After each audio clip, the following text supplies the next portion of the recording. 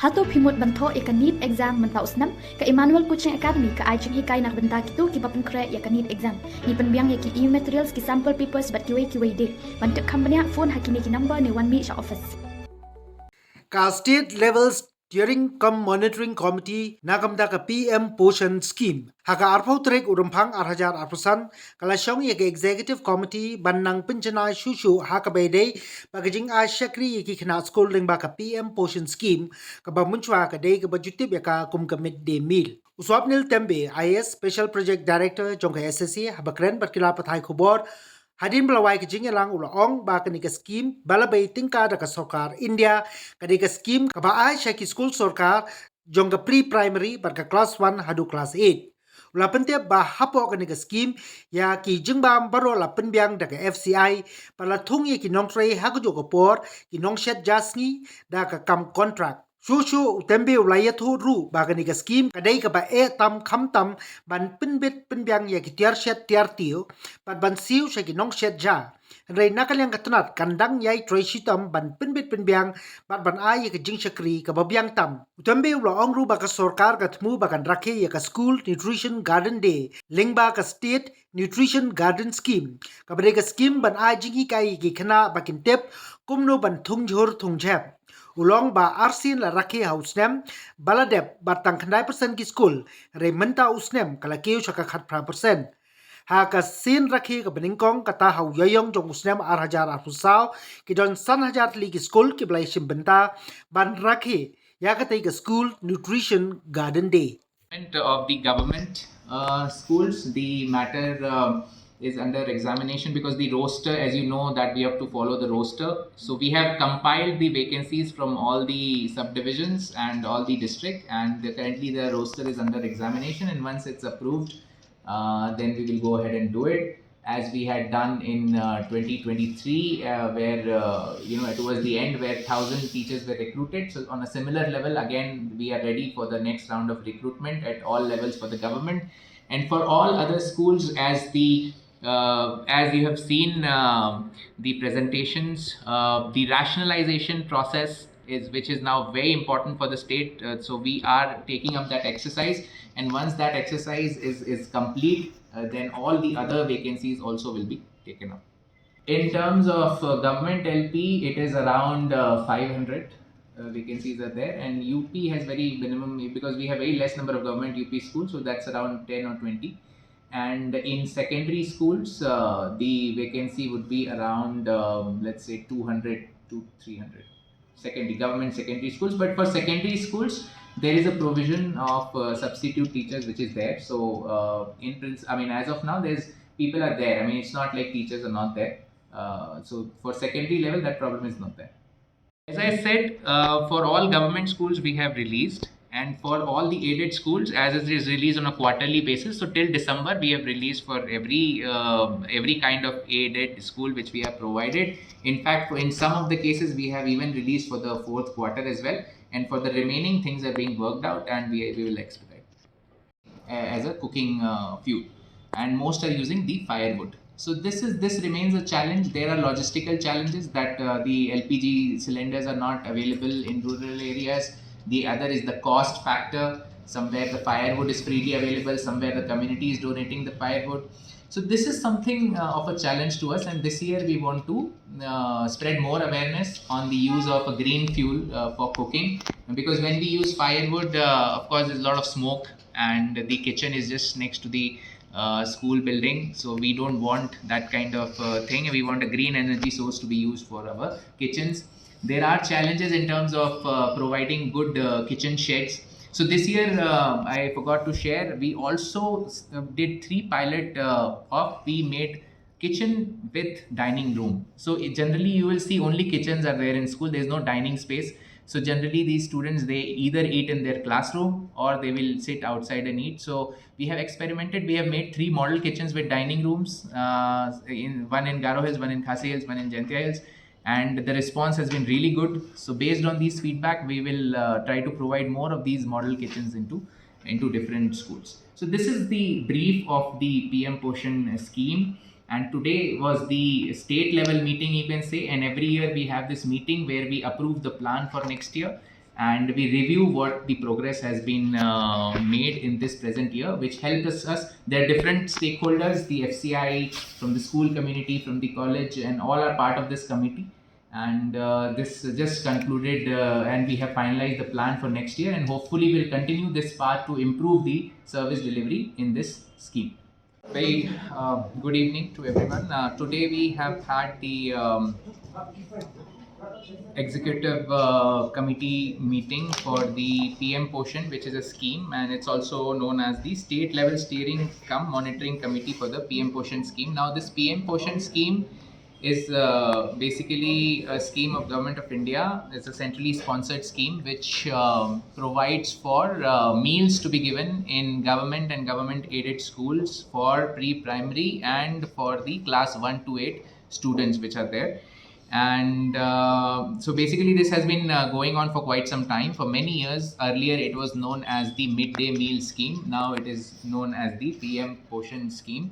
So more or less the facilities remain the same. The food grains are provided by the FCI, and we are from the department, from the scheme, the payments are made to FCI, and then cooking costs are provided to the school, using which they buy vegetables, they buy other things which are required for cooking, which is like cooking oil, etc., etc. Then on a contractual basis, on an honorarium basis, cook cum helpers are appointed in these schools which cook the meal basically. So this scheme had many challenges. One was regular inflow of the funds, which we have made sure. For example, in the present financial year, by the December month itself, we were able to get all 4 installments pertaining to PM Poshan. So that's something which we are very happy about, and we want to continue this kind of performance. And there wasn't any delay in release of the honorariums to the cook cum helpers as well. Then the second point which the state has achieved is that the school nutrition gardens. So last year in this scheme, the state only had 9% of the schools which are serving these meals. They had school nutrition garden. So now the school nutrition garden is like a kitchen garden, where the children learn how to plant vegetables, plant fruits, and then they care for them. And then when they grow, they plug the vegetables, and the whole process of learning how to maintain a kitchen garden. So this was only 9%. So the state decided to observe School Nutrition Garden Day. So in the last year, 2024, we observed this day twice. And in the first day, which was somewhere in April, 5,000 schools started this school nutrition garden. And the good part is that this was basically entirely based on motivation, on the convergence. So horticulture department, the district horticulture officers, they helped various schools, the KVKs. So our state has a lot of Krishi Vigyan Kendra also. So they also helped these schools. And at the local level, in fact, in Sohra, we saw a very beautiful example of community coming out and helping. So community, basically, they are coming to the school, the father, mother of the children, and they are helping the school to make the kitchen garden. They are providing the bamboo fencing. They are providing the soil preparation. They are helping in the soil preparation. Through Narega also, many villages actually, they made a boundary for this kitchen garden. They made pots, and they helped in maintaining this school nutrition garden. So I'm happy to share that today, after all these efforts, now we have 80% of our schools, up from 9% to 80% have school nutrition gardens. And this year we plan to make it 100%. So which is very important. It is not just about planting the vegetables. Now we have seen in a year, children are plucking these vegetables and using these vegetables in their meals. And another facet of this school nutrition garden is that the kitchen waste which is there, they use it, they compost the kitchen waste, and they use this compost in the kitchen garden back. So they are learning to plant, they are learning the importance of nutrition, what is the right kind of nutrition. They are also learning to use kitchen waste and make it into a compost. So many lessons. In fact, if you have seen the calendar, school calendar which we have released, one bagless day has been dedicated to the school nutrition gardens. So every year they will, all the schools will participate in this. So this has been one of the achievements. The other is that we have saturated the training of all the cook cum helpers. Now these cook cum helpers are the one who cook every day. So they should know about the hygiene, they should know about the nutrition. So now all 20,000 cook cum helpers last year we were able to train. We collaborated with the NESFAS organization. We have signed a MOU, and with that we could complete those trainings. We also trained the teachers, the headmasters, the in fact the everyone who is involved in the school with this PM Poshan scheme.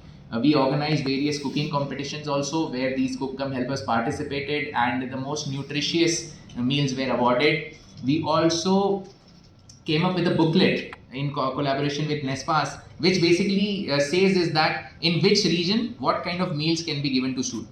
So if it's Garo Hills, what kind of local vegetables are being grown? So what can you make out of it? So it's a very wonderful booklet which we have shared with all the schools. So these are the various interventions we have done. Some challenges remain. For example, in our state, 7 lakh students which are there basically in the government and government aided schools which are getting meals under this scheme are availing this. So roughly 7 lakh. And last year, the total allocation under this scheme was around 130 crores, including all components. It covers the cook cum helper honorarium, the food cost, the transport cost, everything, around 130 crores. Sir, regarding this. Yeah, of course. So basically, this year we have also introduced the system of inspections and food testing also. This is for the first time which we have done this year. Earlier, of course, there were less in terms of from the food safety department, there were checks. But this year we have recruited special staff which are going to the school, taking the food samples and sending it to the SFTL, which is the State Food Testing Laboratory in Pasture Hills. And this year, of course, we will try to increase that testing. So in the process, now we have told all our PM Poshan coordinators, we have hired special multitasking assistant who will go to the school and do this inspection. There are office assistants also. So we have mobilized quite many staff. It is, and in this year, we will further take this number of inspections to the higher level. And in fact, for the first time last year, all teachers were supposed to report the meals which they are serving, and based on the report, it is from the TIMS app, and based on those reports we have sent our staff also to constantly monitor. Of course, the challenge remains because you also have seen we have huge number of schools and the number of staff which are there is very small as compared to the number of schools. But since we are now using all kinds of social media and we are randomly inspecting, so things are getting better and we hope to further improve in the coming years. If there is any kind of complaint, because this scheme is being done at the SDSEO level, so we take a report from the SDSEO and we in fact send our state team also. As I said, there were some issues. For example, the 181 samples which were tested, sometimes there is an issue of the water not being very potable or very good in terms of the quality. So we have issued letters to those schools and they have taken measures. For example, they have increased the hygiene of the place, they have replaced the water source, they are now using better quality filters, etc. So based on these random inspections, schools have taken a lot of steps to improve. Of course, again, since the quantum is huge, it takes a lot of effort and constantly we have to do it for several years to ensure that the same kind of standards is maintained in all the schools. Is it being... So this is all overlap, these kind of overlaps are there, and that is why I am, in my presentation also, I talked a lot about convergence. Because these are similar domains. So what ECD mission talks about, nutrition should be given at the right age. And since if you see the pre-primary and the early, the lower primary children, these are the main target audience of the ECD mission. So obviously we have had several levels of consultation and the feedback has come from them. And since we are trying to improve the quality and what basically what kind of food should we give, so we take feedback from the mission and from all the different institutions which the ECD mission is also working with. So we have taken their feedback and we will continue to work with them. So basically regarding this, since last year what we have done is that there is a dedicated committee at the diesel level and we meet every month to review the releases of different kind of schools. So as you already are aware that There are several types, and these are different. So when it comes to the government, it's basically a salary. And as far as government is concerned, government schools are concerned, from the state side, every for all the categories we have released up till the month of January.